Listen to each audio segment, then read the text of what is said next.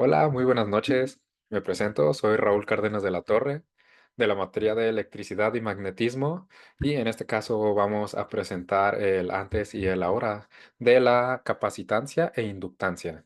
Igual podremos ver casos prácticos, lo que se usaba antes contra lo que se usa ahora, cómo ha evolucionado todo este mundo. Y al final del webinar podremos destinar un pequeño espacio para preguntas, resolver dudas y poder terminar de una manera adecuada toda esta información y poder sintetizarla.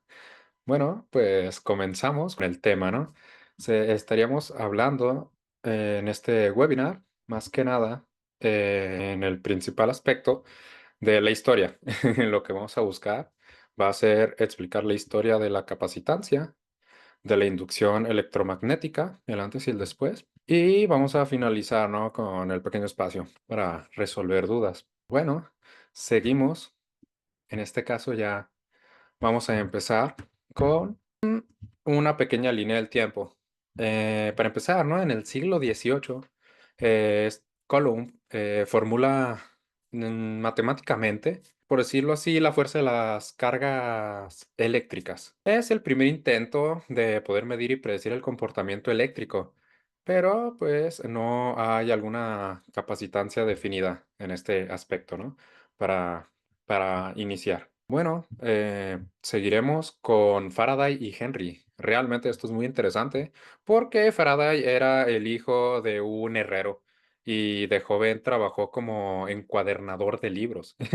Algo que podría ser algo curioso para destacar es que gracias a ser encuadernador de libros, comenzó a leer libros sobre electrónica y física, más que nada física, que es lo que le ayudó más adelante a hacer todos los descubrimientos, ¿no?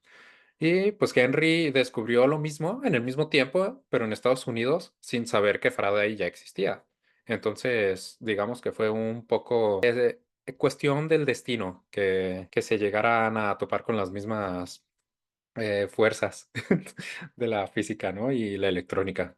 En este caso, pues Faraday no solo descubrió la inducción electromagnética, sino que también demostró de alguna manera estructurada que pues, los campos eléctricos externos bueno, funcionaban de alguna forma cerrada. También, en algún caso, no sé si han escuchado acerca de la jaula de Faraday, pero es un pequeño experimento en el cual lo voy a explicar más con mi trabajo de técnico de pruebas, de trabajo con servidores. Lo podría explicar más como un blindaje en contra de interferencias.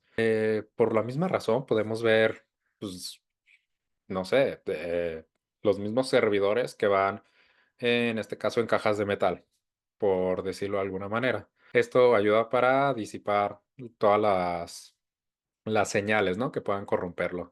También, digamos que puede funcionar, no sé si han escuchado hablar de los cables coaxiales, pero son cuando contratas el cable, valga la redundancia, ¿no? Para ver la televisión, que te viene con 500 canales, todo esto.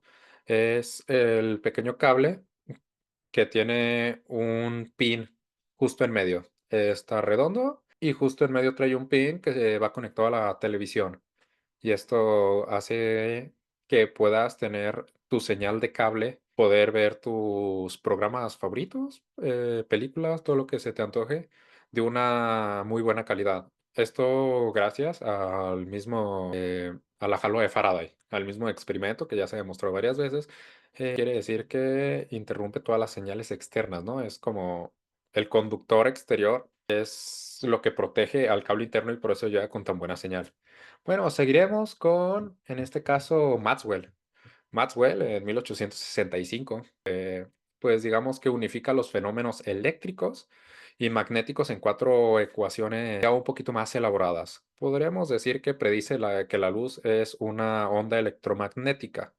En su momento no estaba muy seguro, pero pues empezó justo con el trabajo que estaba haciendo a llegar a ciertas conclusiones que a día de hoy se toman como referencia. Bueno, más adelante, Maxwell tiene una historia un poco triste porque él falleció en 1879 y él no vio casos prácticos o utilidades de todos los temas que él llegó a descubrir. sino que fue en ese mismo año, ¿no? Que Hertz eh, demostró, justo después de que él había muerto, ¿no? Varias, en este caso, pues como las ondas de radio, y lamentablemente murió. Es una historia un poco triste, pero también es bastante reconocido porque Einstein hablaba y lo admiraba mucho. Justo se dice que tenía una foto de él y cada vez que le hablaba, pues él lo comparaba con Newton, ¿no? Que era uno de los grandes maestros de la ciencia. Y creo que queda como una bonita experiencia, ¿no? Pues hay grandes científicos que, lamentablemente, o para el bien de una gran mayoría y comunidad científica, ¿no? Pues sus avances ayudan demasiado, aunque se hayan ido de este mundo, ¿no? De maneras circunstanciales. Bueno, consideramos que, pues, al menos del punto de la física, fue bastante útil toda su información y que la seguimos utilizando a día de hoy. Actualmente, en la era digital, ¿no? Ya estamos hablando del siglo XXI, en nuestra actualidad. Pues digamos que Maxwell y sus 160 años de todo lo que hizo siguen siendo un manual de instrucciones para toda la red de comunicación que se utiliza hoy en día. Digamos que fue el predecesor de las redes Wi-Fi, como ya lo mencionamos, y de las antenas 5G. No se ha modificado nada de lo que se ha hecho, no, tampoco se han mejorado, sino que simplemente se han aplicado. O sea, el conocimiento que se tenía hace más de 100 años, actualmente lo seguimos utilizando sin cambios, pero utilizando tecnología actual, en la cual hemos ido, pues digamos, refinando. Y pues digamos, también cuando hablo de memorias, disculpen, de redes 5G, estoy hablando de la quinta generación, ¿no? De lo que viene siendo a redes móviles, que se usan ondas electromagnéticas que oscilan en frecuencias de gigahercios. No confundamos, en este caso, con redes de 2.4 y 5 gigahercios, que es lo que utilizamos en el Internet que usamos en nuestras casas, trabajo, etcétera, ¿no? Pero, pues, es bastante interesante, ¿no? Que información de hace tantos años se siga aplicando de la misma manera, nada más que con nuestros avances tecnológicos hemos sabido comprimirla y ser más eficientes con eso. Así que, bueno, tengo una pequeña analogía, ¿no? Digamos que Colón fueron los cimientos. Faraday y Henry construyeron las paredes de la casa y Maxwell puso el techo. Actualmente estamos ahorrando la casa con pequeños descubrimientos y aplicaciones que tenemos y seguimos descubriendo.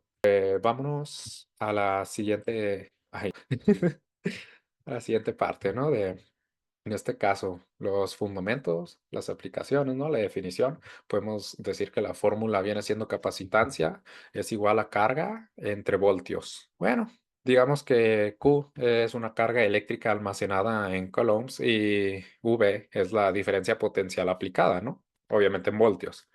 La unidad de medida del faradio obviamente es F, en honor a Michael Faraday. Y la utilizamos mucho, pero digamos que comenzamos a utilizar submúltiplos porque un faradio es bastante grande. Aquí ya entramos, ¿no? En microfaradios, que viene siendo UF, como se ve en la diapositiva. Viene siendo, bueno, microfaradios. El que sigue es nanofaradios y terminamos con picofaradios. Este se calcula con la fórmula matemática de 10 a la 6, el microfaradio correspondiente, el nanofaradio 10 a la 9 y el picofaradio 10 a la 12. Entonces, de diferentes aplicaciones, diferentes fórmulas. Bueno, tenemos también que, pues, para el capacitor, ¿no?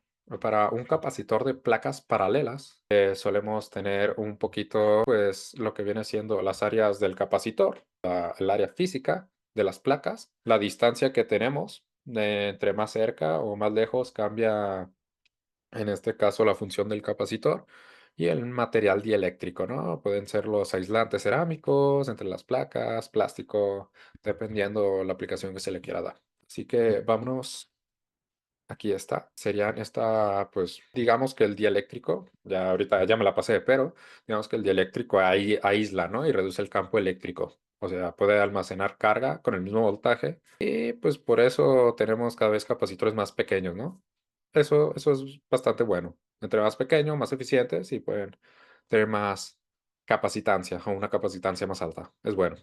Ahora nos vamos a pasar, ¿no? A unas pequeñas aplicaciones Podríamos decir que, pues, el antes y el después. Obviamente no teníamos pantallas hace 3 siglos, ¿no? 2 siglos, 3 siglos, no teníamos mucho por hacer con las pantallas, pero actualmente se utilizan los capacitores en las pantallas touchscreen, que viene siendo nuestro celular. Al momento de que lo bloqueamos, ponemos el dedo y esto le da una señal a los capacitores, ¿no? Para poder dar ese pico de energía que se necesita y poder desbloquear nuestro celular. Son diferentes aplicaciones, algo bastante pues, interesante, podríamos decir, ¿no? También aplicaciones prácticas. En este caso, la memoria RAM, pues cada bit corresponde a un capacitor pequeño.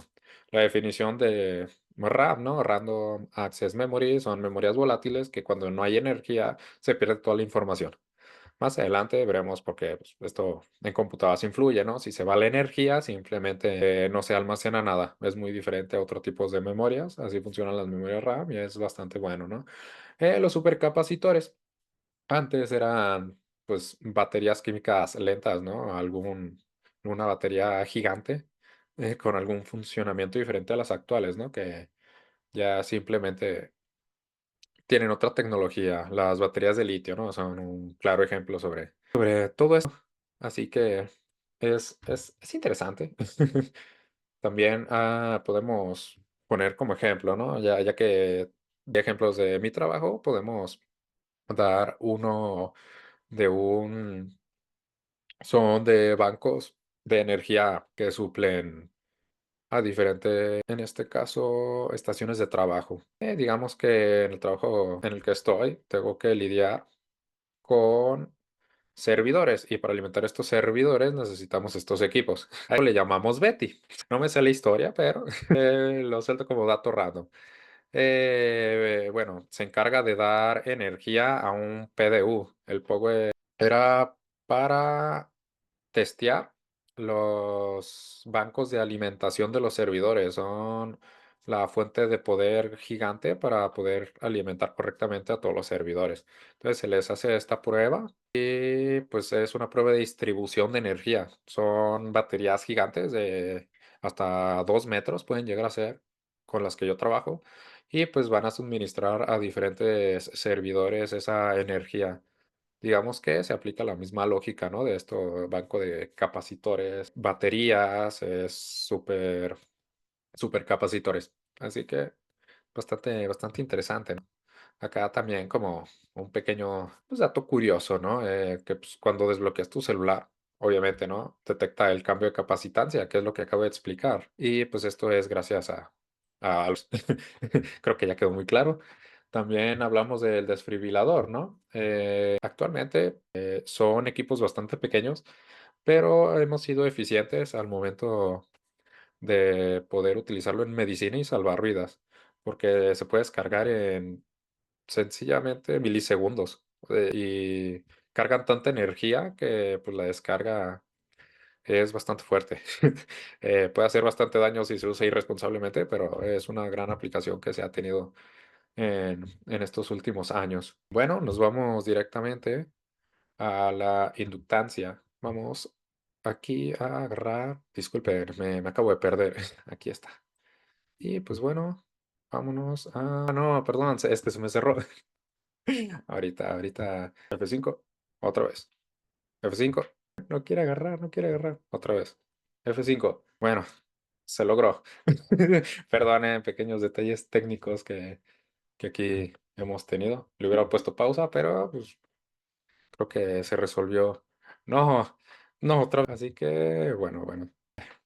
Bueno, aquí estamos. Perdonen, ya me fue el hilo este pequeño contratiempo, pero bueno, vamos a hablar de la inducción electromagnética, ¿no? Y pues bueno, ¿cómo llega a funcionar? Pues es una resistencia, ¿no? Que entra en un circuito y es un cambio de corriente. Digamos que es resistencia, pero medias. Digamos que es más bien no resistencia a un campo eléctrico, sino más a un cambio. Es un poquito, digamos que más fácil de entender con una analogía, pongamos un volante de carro. Si el volante intentas acelerar que gira, pues vas a poder girar, ¿no? Pero pues también o poner al momento de girar no es el giro, no vas a hacer el giro sencillamente, va a oponer un poco de resistencia y pues a esto nos referimos con la inductancia. Bueno, pues vamos a comprender en este caso, ¿no? Si frenamos el carro, pues también va a ser otro tipo de resistencia. En este caso va a ser todavía más duro, ¿no? Si ya nos va, cuando avanzamos, pues va a ser todavía peor cuando esté detenido el carro. Y pues bueno, esto se le llegó a conocer como la ley de Lenz. Así que, pues bueno, ok. Justo me acabo de dar cuenta que me equivoqué. Inductancia. Así, no, no puede ser, no, porque se está cambiando todo, perdonen, perdón. Pero bueno, vamos a seguir, ya se ve bien.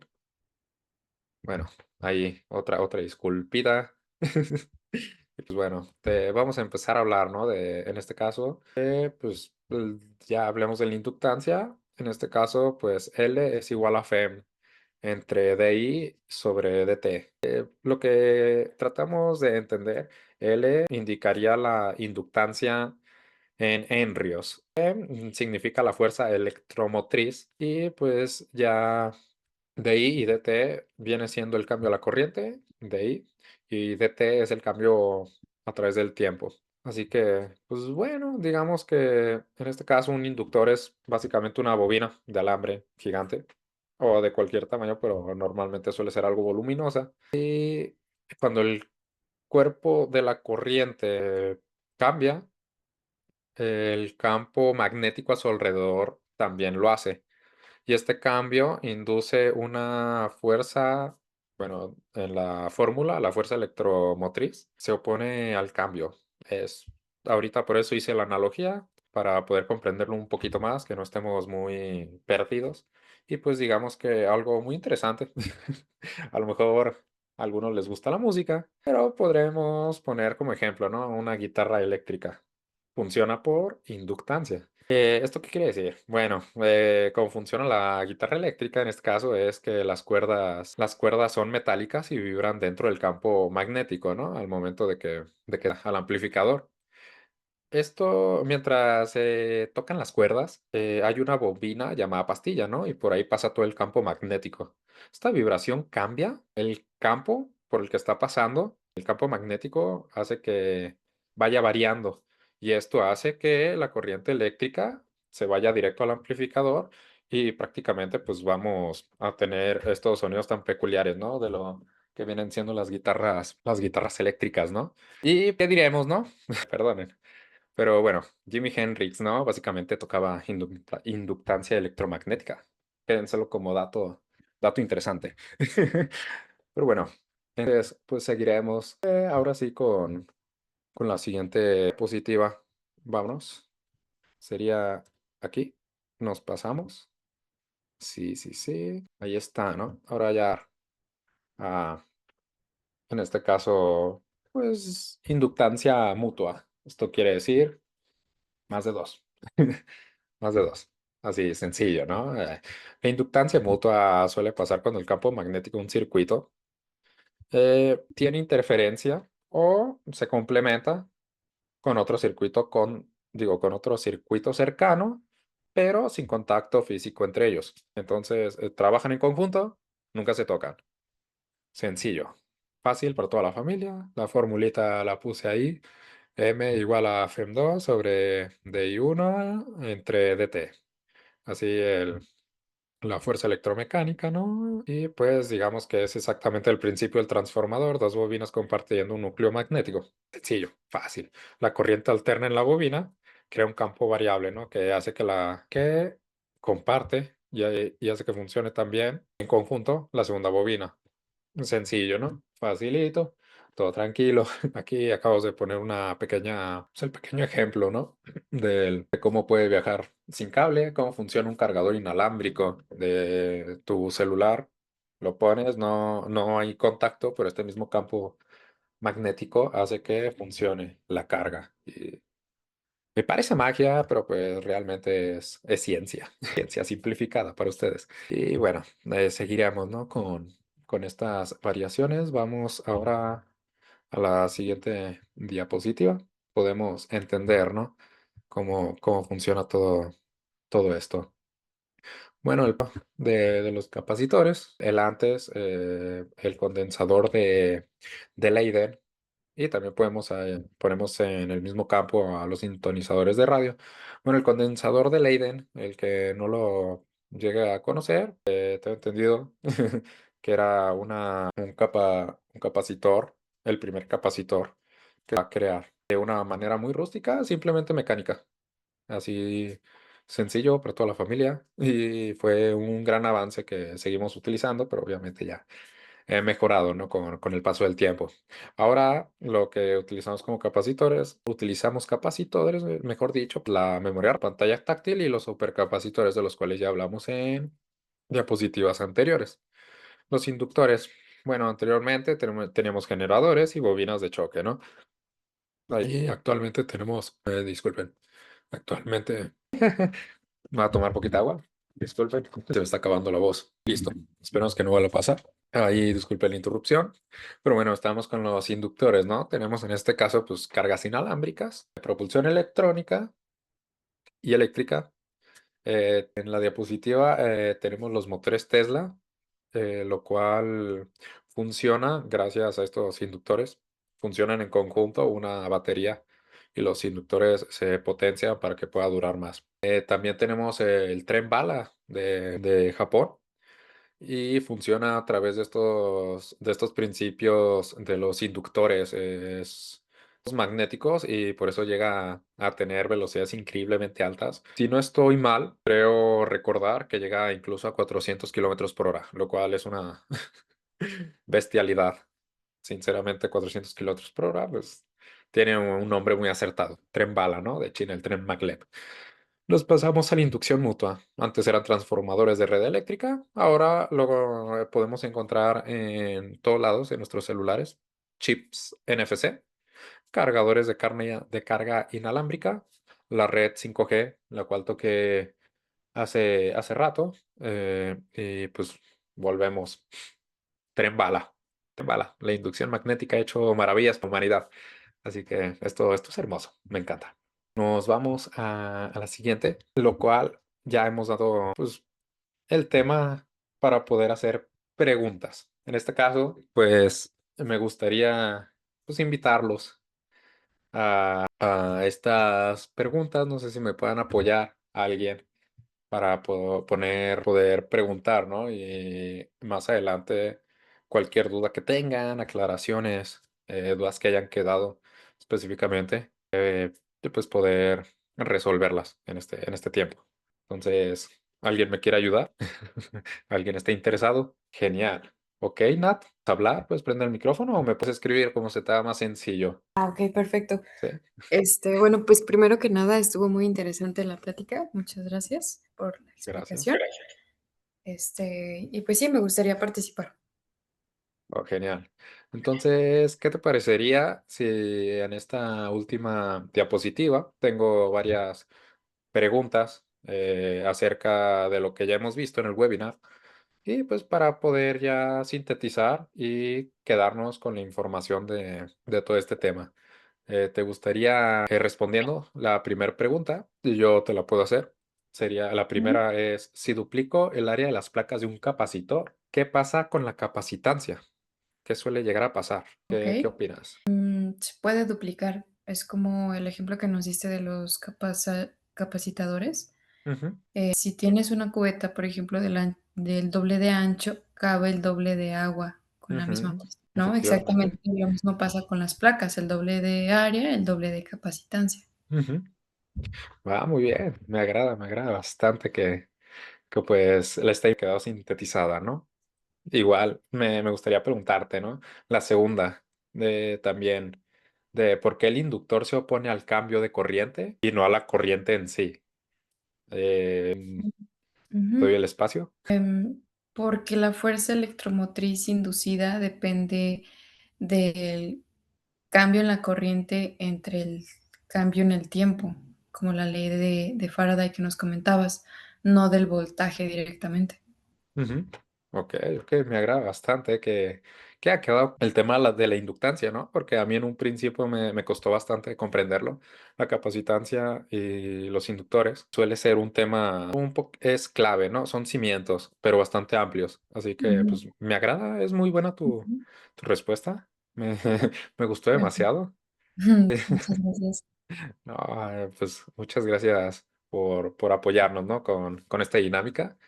También, pues, me gustaría hacer una tercera pregunta, que es la Ujú. que viene en la diapositiva, y pues sería, ¿cuál es la diferencia entre cómo se almacena energía en un capacitor y en el de un inductor? O sea, ¿cuál sería la diferencia que tú llegas a comprender? Okey, la diferencia es que en uno, el capacitor lo almacena en un campo eléctrico y el otro sería en un campo magnético. Ok, sí, sencillo, ¿no? Fácil. Ujú. Creo que más claro que el agua no puede haber quedado.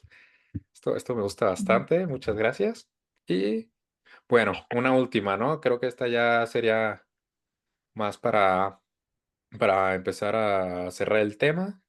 Y me gustaría preguntarte pues, yo que trabajo con servidores, como computadoras, todo esto, pues preguntar, ¿cómo crees, no? En qué parte del servidor crees que se utilizan más capacitores y el por qué? Bueno, ¿y para qué se utiliza, no? Simplemente, pues puede ser para esto y pues sirve pues para darle la energía, ¿no? Que requiere. Podría ser. Okey. Pues yo creo que lo más seguro que en el motherboard y la fuente de poder, ¿no? Sí, sí, efectivamente. La, realmente, pues la fuente pues, es pura energía. Necesita controlar esos picos de voltaje, ¿no? Tener controlado toda la energía. Y pues para eso se utilizan los capacitores.